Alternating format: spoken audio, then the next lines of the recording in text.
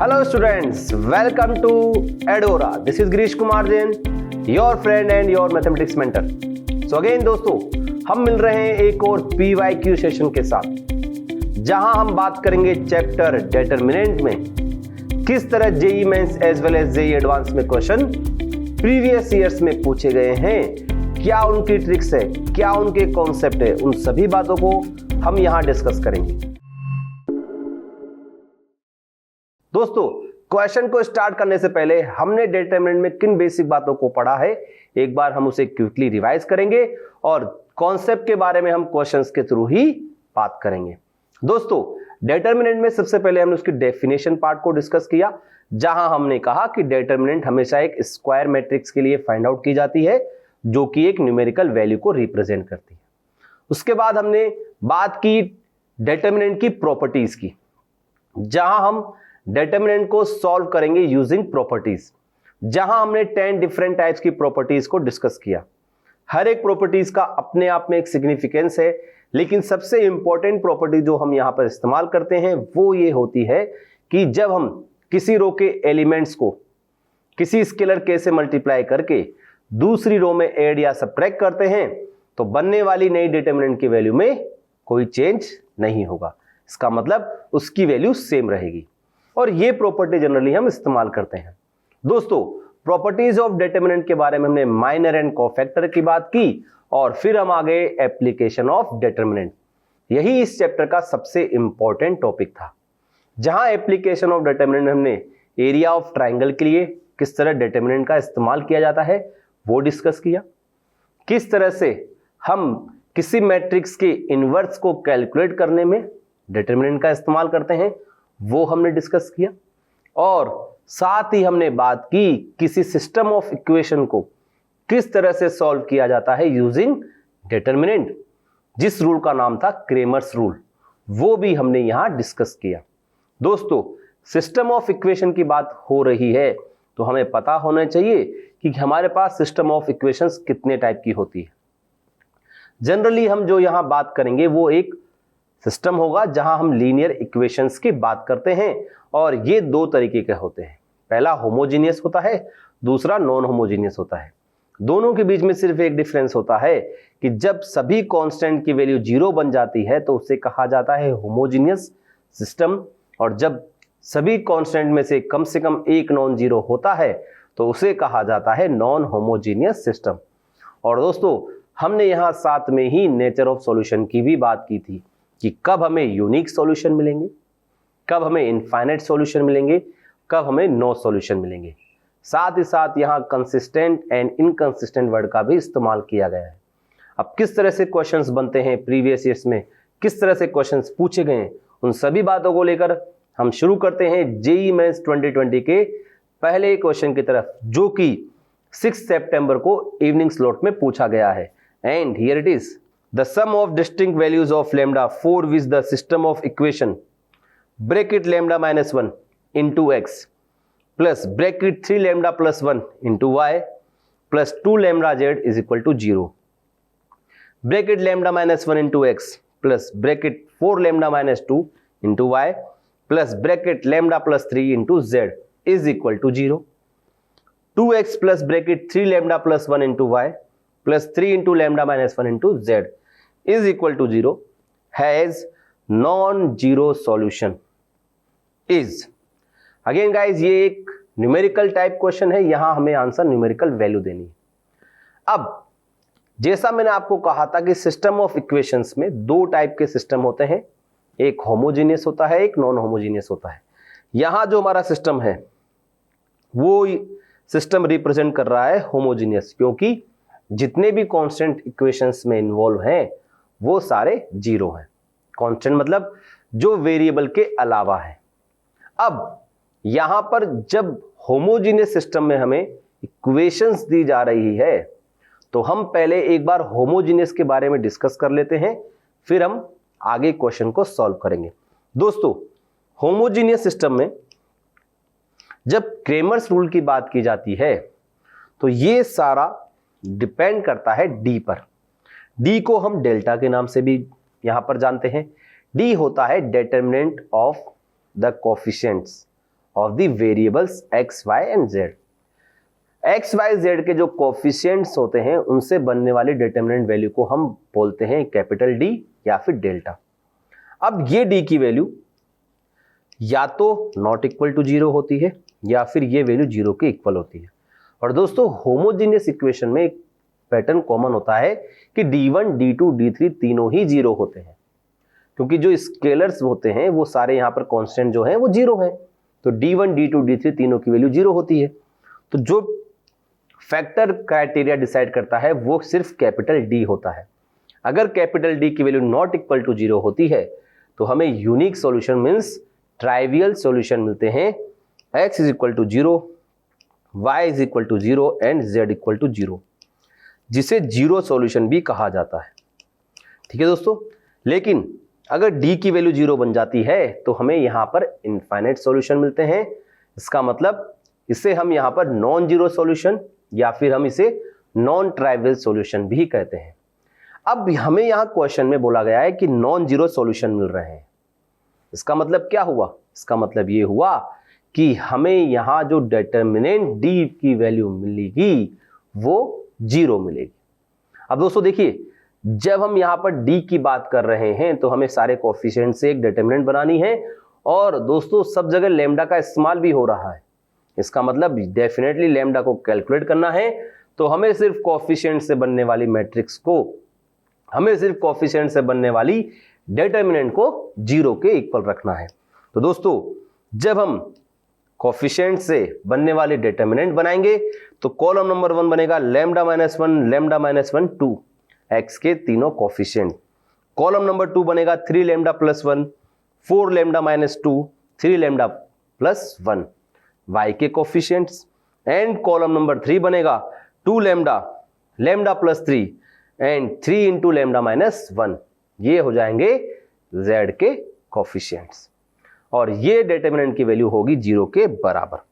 अब दोस्तों अगर हम डायरेक्टली यहां एक्सपेंड करेंगे तो हमारी कैलकुलेशन टफ हमें नजर आ रही है, तो पहले हम इसे सिंप्लीफाइड करेंगे फिर हम कैलकुलेशन को आगे बढ़ाएंगे। दोस्तों हम मैक्सिमम नंबर ऑफ जीरोस बनाने की कोशिश करेंगे LHS में। तो हमने स्टार्टिंग में 2 एलिमेंट्री ट्रांसफॉर्मेशन अप्लाई किए। पहला R2 change into R2 minus R1 and दूसरा R3 change into R3 minus R1। तो R1 में कोई चेंज नहीं किया है तो R1 रहेगा lambda minus 1, 3 lambda plus 1, 2 lambda. R2 में से जब R1 के एलिमेंट्स को सब्ट्रैक्ट करेंगे तो पहला एलिमेंट तो बन जाएगा इसका 0।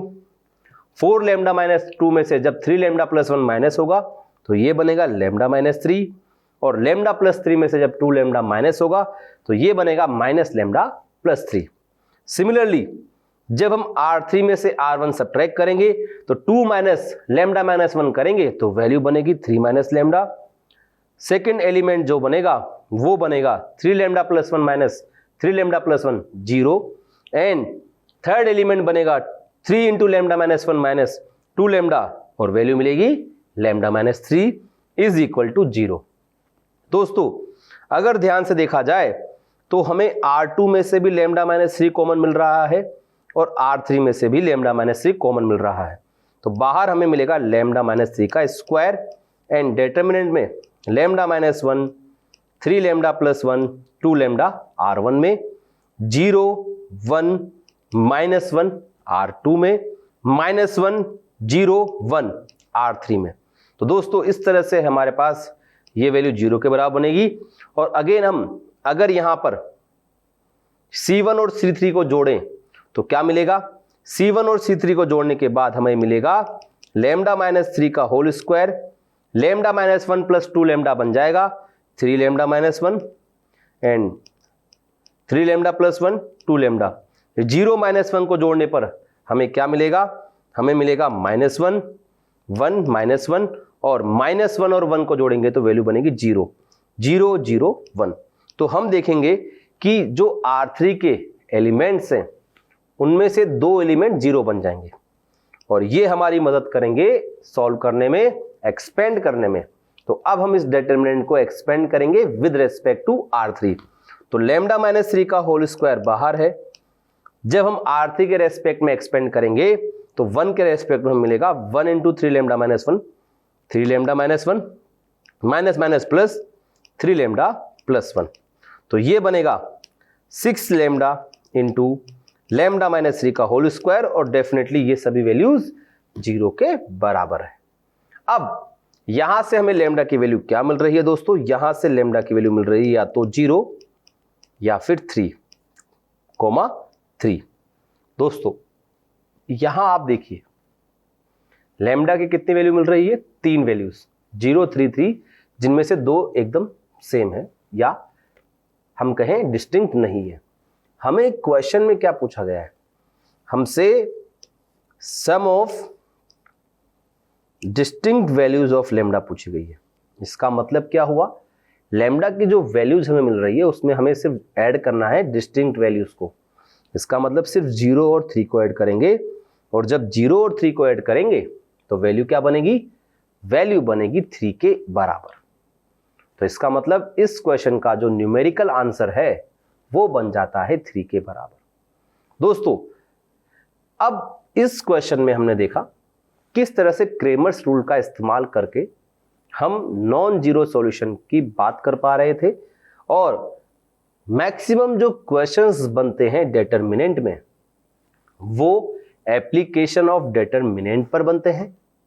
दूसरी बात, यहां पर हमें नेचर ऑफ सॉल्यूशंस के बारे में पता होना चाहिए कि नॉन होमोजेनियस सिस्टम में यूनिक, इनफाइनाइट और नो सॉल्यूशन कब होता है, और होमोजेनियस सिस्टम में trivial solution and non trivial solution कब होता है। ठीक है दोस्तों, चलिए गाइस आगे बढ़ते हैं और लेते हैं एक और बेहतरीन PYQ, जहां हमें इस्तेमाल करना है प्रॉपर्टीज।